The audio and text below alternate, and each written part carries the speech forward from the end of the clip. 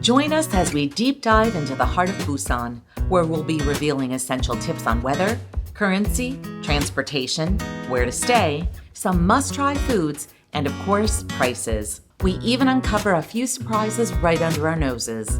Busan is full of unexpected delights that challenge every preconception.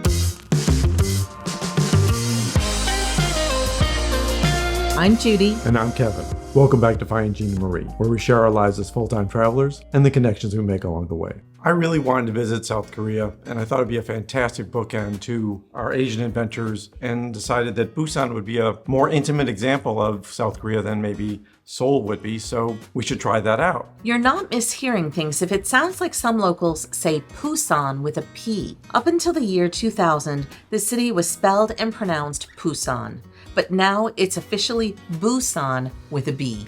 We were surprised to see that the city was always beautifying something or renovating something. It definitely is not a sleepy little beach town. And you're going to want to stay with us because we have 2 more episodes that we'll be bringing to you from South Korea. So subscribe if you're not already. We arrived in Busan on April 20th, and it was raining cats and dogs. Welcome to Korea, South Korea. Yes, happy to be here. Yeah. Although it's supposed to be raining and cold. Not what we were planning for, but we'll make the best of it. It'll work out. By the beach, so that's the plus. We needed jackets, umbrellas, warm clothes a lot of the time. There's a wet walk from the train station. But we also had plenty of sunny, mostly warm days with moderate humidity. Busan is well known for its beautiful beaches and spectacular nature walks, so timing your visit to coincide with decent weather might be high on your list. Nights have been cold at times, so bring layers, and as Kevin mentioned, it's worth having an umbrella. September and October are good for moderate weather too. You don't really have to worry about a visa either. Fortunately, visitors from 110 countries, including the US, don't need a visa for a short stay under 90 days. Typically, you need a Korean Electronic Travel Authorization, a KETA, but those have been waived through the end of 2024. As for language, we use the Google and Apple Translate apps quite a bit here because a lot of the signs and menus are often in Korean. Most of the people working in either stores or restaurants had some knowledge of English and were able to communicate well enough with gestures when words didn't work. Everyone was very nice, helpful, and friendly. Let's talk about money. You'll need cash to reload your transit card, which we'll talk about in our next section, transportation. Credit cards and tap to pay are accepted in most restaurants and shops. We didn't need to use cash very much at all, but it's still good to have some on hand, and you just don't need a lot of it. There are 1,368 won to every dollar, so you definitely want to use a currency app when you're understanding purchase prices. Kevin's favorite is XE because it allows you to see multiple currency exchanges at once, but I use the currency app because it's clean and straightforward. And South Korea has a no-tipping culture, and no one ever asked or even expected a tip, even in the most touristy of places. We took a direct flight from Taipei to Busan's Gimhae International Airport. After a very short line at passport control, we walked to the Gimhae Light Rail Transit Station. I'm going to tell you about all the mistakes we made riding the metro and give you a tip at the end that will save you tons of time. We were confused when we were buying metro tickets because it didn't allow us to buy a transit card, only single ride tickets to one of the metro stations. We got off our train one station too soon, ended up walking in the pouring rain on unfamiliar streets in the dark.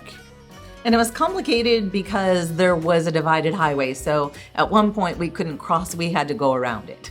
When we finally decided that we're going to get a reloadable metro card, we decided to do one in an app, and that was our first big mistake. The app required us to use a QR code that just scanned at turnstiles, but not all of them had QR code readers.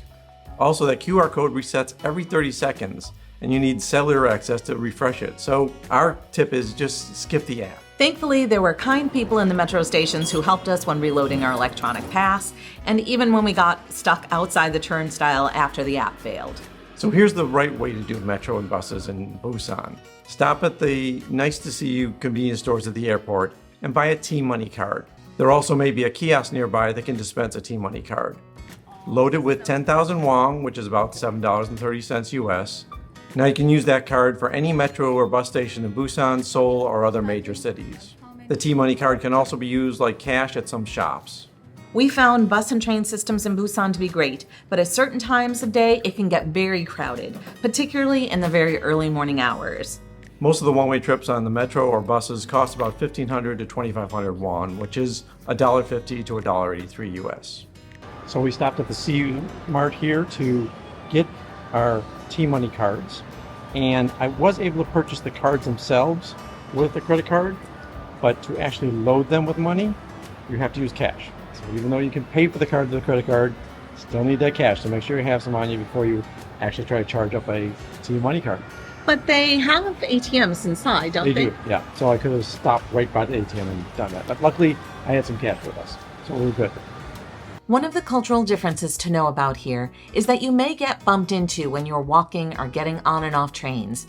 Physical contact isn't considered rude, and you shouldn't take offense if you're bumped into. The people of Busan were so quick to help us everywhere we went. People would go out of their way to talk to us and are incredibly friendly. If you're not using the metro to get around, you can use taxis. Catco taxis are popular in Busan, and they even have an app. But Uber taxi is also available here, which we chose because we already had an Uber account. Navigation can be a bit confusing in Busan, and the Naver app is probably the best choice for mapping out where to be. We tried to use a combination of Google and Apple Maps. It's a bit tricky overall since Google Maps gives decent transit directions, but no walking or driving directions. And Apple Maps works well for walking and driving directions, but not transit. Both Google and Apple have listings for shops and restaurants, but not many reviews for local places. Naver has tons of reviews, but many of them are in Korean. Overall, we'd recommend giving Naver a try as your primary map app. As we mentioned, South Korea was a bucket list country for us, and since Busan is known for its beaches, we opted to splurge and stay about 50 meters from Gwangali Beach. We're here for a month, and although the price is a little high, it was absolutely worth the cost. We're suckers for a good promenade, and Busan did not disappoint. If you're trying to figure out where to stay in Busan, we highly recommend Gwangali Beach for its easy access to everywhere. Busan is much smaller than Seoul, but it's still sprawling. Because of the winding coastline, the metro doesn't always service many areas. You'll need time to walk or add a bus trip to your travels. Give yourself enough time to get to places and don't overschedule yourself. Everything feels like it's at least an hour away from where you are. Next week, we're bringing you along with us as we compare experiences of Haeundae and Gwangali beaches, including a ride on the Sky Capsule and our lovely coastal hike. Skincare is the real deal in South Korea, and people load up when they're visiting. Men and women flock to Olive Young for very affordable and high-quality skincare. The shops aren't huge, but there are over 1,300 Olive Young shops throughout South Korea, and we're mentioning it because at times it can feel like there is one on nearly every street corner. We were shocked that you could buy wine and vitamins and even snacks here too. We always recommend that people take a look to see what festivals might be occurring when they're visiting someplace, but it's advice we don't always take for ourselves.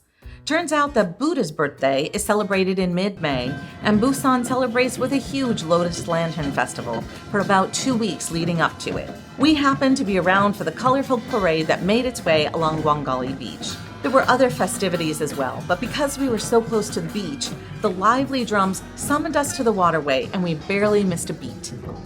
Every Saturday night for about 10 minutes beginning at 8 p.m. and 10 p.m., you can count on the sky at Gwangali Beach to be lit up by the lights of 500 drones that come together to form all sorts of fun, sparkly patterns in the sky.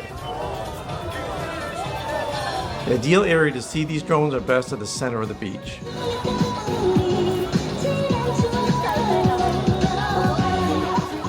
The Gwanga Bridge is a beautiful double-decker suspension bridge spanning 4.6 miles long and is a focal point for this area, even in the daylight.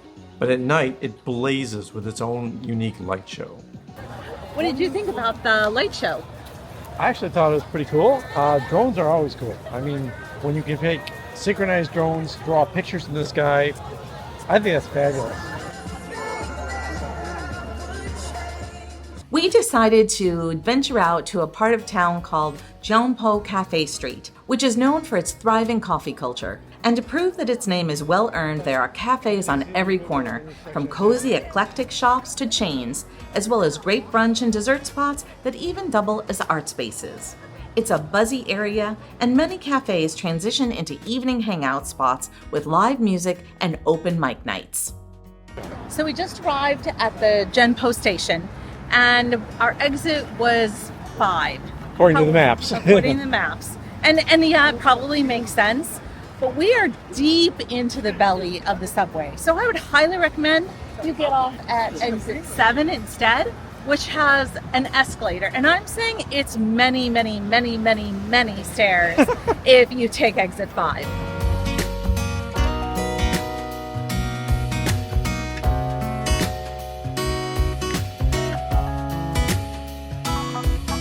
I know, I was hoping they had cake, but they don't. And then what was that?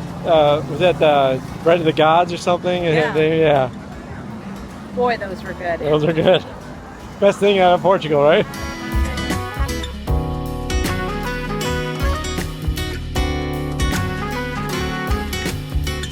This was the first place during our 18 months of travel where an Airbnb host invited us to dinner. Of course, this is not something that we would ever even expect, but it was an incredible surprise to be treated to a spread of very local foods lovingly homemade by Yisun's wife, Jane. Language was going to be a little bit of an issue, but their daughter Erica took excellent care of us as a translator. Thank you so much. Thank you. If you're looking for a quick snack or a cold beverage, convenience stores are everywhere. You'll find them as either eMart 24, 7-Eleven, G25, and CU, or Nice to See You. If you're a full-time traveler and need to deal with haircuts or hair color, or both like I do every single month while traveling, I recommend the Hair by Na. Na speaks excellent English, and the process was easy and straightforward, and I could even book online. Before we talk about what we ate, we're excited to share that we've started our own absolutely free community forum that we are calling La Familia. You can ask questions about trip planning and all things related to travel there. A video with the details is linked in the description below. You'll find every sort of food imaginable here. For as traditional as Busan is, it's also surprisingly very international.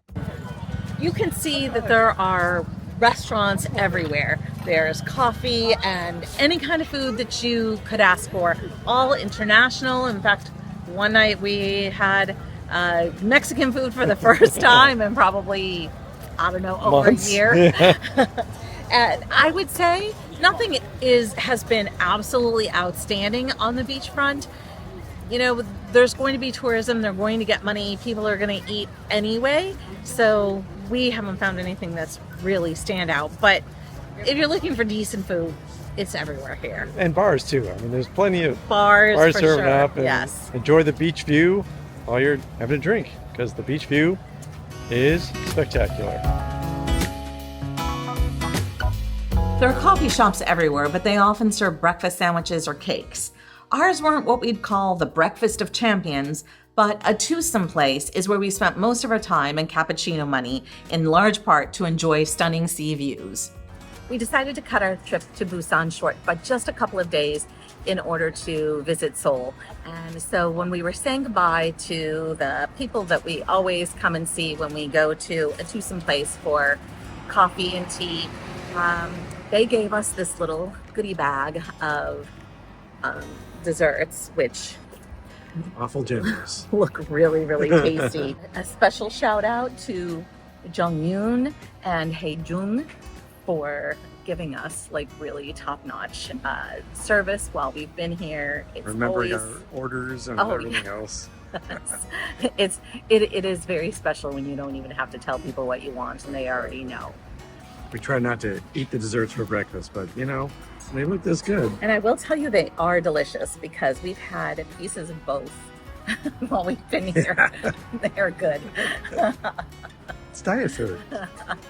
In addition to quality service, you know, we have this beautiful view every day, so it's just been a lovely time here. So what were some of our noteworthy food experiences? We had bibimbap at BBJ. Okay, because you got to stir up your bibimbap first, right? Yes. I added some spice. I actually even added some kimchi. And let me taste this for you. It's very salty. And it's got like a stick texture. But it also has some meat. I can see some pepper on it. It's good. Now, we're big fans of bibimbap. Judy would make it all the time when we're back in San Francisco, so we've been looking forward to this. Really tasty. It's fragrant and delicious, and How much spice did you put on? Just a little bit? No, I put in a little bit, Just a tiny bit? but I think I'll add more. Yeah. You could definitely use some heat, but it's really tasty. We'll talk more about the Oryeok-do skywalk and coastal hike in next week's video. But afterwards, we stopped at a very local Korean barbecue joint, translated to be famous meat restaurant. I'm a convert, you know. I think a lot of kitchen scissors should be used. Well, I've used scissors that look more like kitchen scissors, which these look like you can cut paper with them, but so long as you don't cut paper with them, I guess you can use them for a salad.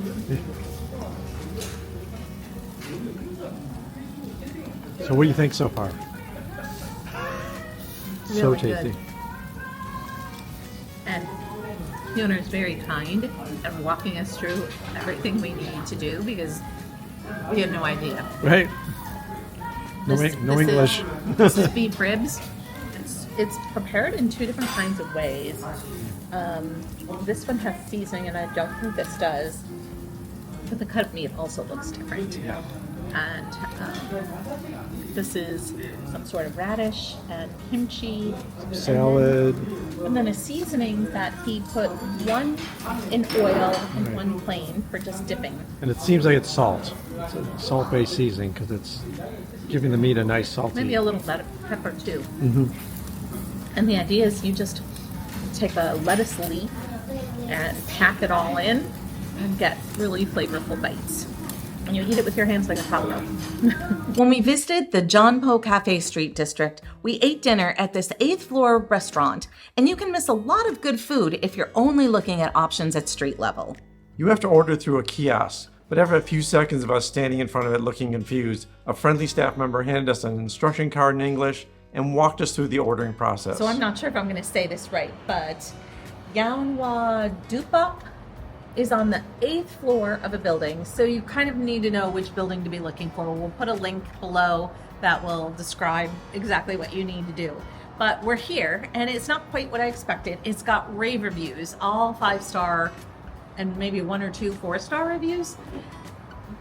What's odd is that you have to go to a kiosk to order, and it's convenient that the person, the staff gave us this big foreign menu in English so that we could navigate without having to just make guesses. Yeah, because the when we're at kiosk is all in Korean. These trays are incredibly full. Lots of variety on a plate, plus little sides. I didn't see how to not get this as a set, so we probably have way more food than we need. But in the interest of trying it all, we'll do our best. We're experimenting. Gonna have to finish the plates. We got spicy sauce. And yours is the pork. I got the steak. Not too spicy. No. This almost looks like a saffron rice. But it's pickled. Oh, pickled rice. And more pickled vegetables. I have a feeling this is wasabi. That looks like wasabi. We'll find out really quick. Real wasabi. Or really hot wasabi. Definitely wasabi. All right. And some kimchi and a few little pieces of fruit for dessert. Dessert, yeah. I like that the tomato is in with the fruit to show that it is a fruit. If you ever wondered. Never wondered. Dakadaya Udon is a second-story restaurant around the corner from our Airbnb. And this is an udon soup. It's warm, and it's got bulgogi beef on top of it. And a very nice spice in the broth. The beef has a ton of flavor. Very nice. And the broth itself is... It's got just enough spice. I wouldn't have had any more, and I wouldn't want any less because it's just right. The noodles are a little hard. They're very tasty. They're also very long. Yeah, they are some of the longest noodles I've seen. I wouldn't say hard, I would just say that they're kind of firm and chewy, which actually is nice. I just find it hard to control. They're not hard. They're perfect consistency. But just wrangling them is tough. Delicious stuff. Well done. And I think that spice kind of creeps up on you a little bit too. A little bit. I love it though. Very happy with our choice. Traditional clear pork soup with rice at Flour was worth trying, but it wasn't our favorite food. Okay, so we tried to find an authentic Korean pork soup place, and turns out there's a few right by us. And the options were pork meat, boiled pork meat, or pork meat and pork intestines. And we went for just the pork meat because I've had the chewy intestines before, and it's not my favorite thing. What's always really nice when you go someplace and you don't have any clue about how to eat something is the servers are usually very helpful, and they kind of let us know that as far as kimchi and what I think this is pickled radish, is those are things that you just eat on the side as opposed to the chili paste and stuff that you would actually put in to flavor your broth. So all I've had is the pork so far. I didn't taste any of the rice yet. I forgot it was down there. There's a lot of rice in here, so I could feel like this could be really filling, but the soup is also really light tasting. It's not super heavy. So what did we pay for everything while we were here? Our Airbnb half a block from the beach cost $1,972.37, which breaks down to $65.75 per night. Our Uber cost us $7.23 and was a 25-minute drive home from the Oryokdo Skywalk versus the hour the bus required. Please don't judge us. It was a long day of hiking and we were tired. My hair color, cut, and scalp treatment at the Hair by Na cost $105 US. Kevin's cappuccino at a twosome place cost 5,000 won. And surprisingly, I was drinking French Earl Grey tea with lemon and honey for 6,100 won. Sandwiches were about 6,500 won. You got a little bit of a price break if you ordered it with a drink. Bibimbap at BBJ was 25,500 won. Splurging for the clay pot experience is only 1,000 won more, and that's really 73 cents, well worth it. Korean barbecue was priced for a minimum of 2 people, and that was 60,000 won. Dinner at Jeonpo Cafe Street District cost 37,800 won for our 2 set meals. Noodles and beef bulgogi at Udon was 9,000 won for each of us.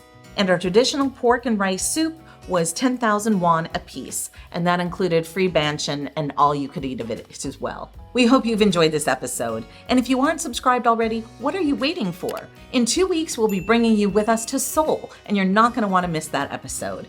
One of the kindest things you can do for us is recommend our videos to your friends and family. And check out findinggina.com. We have articles, more information, and a community forum. Until next time. Until next time.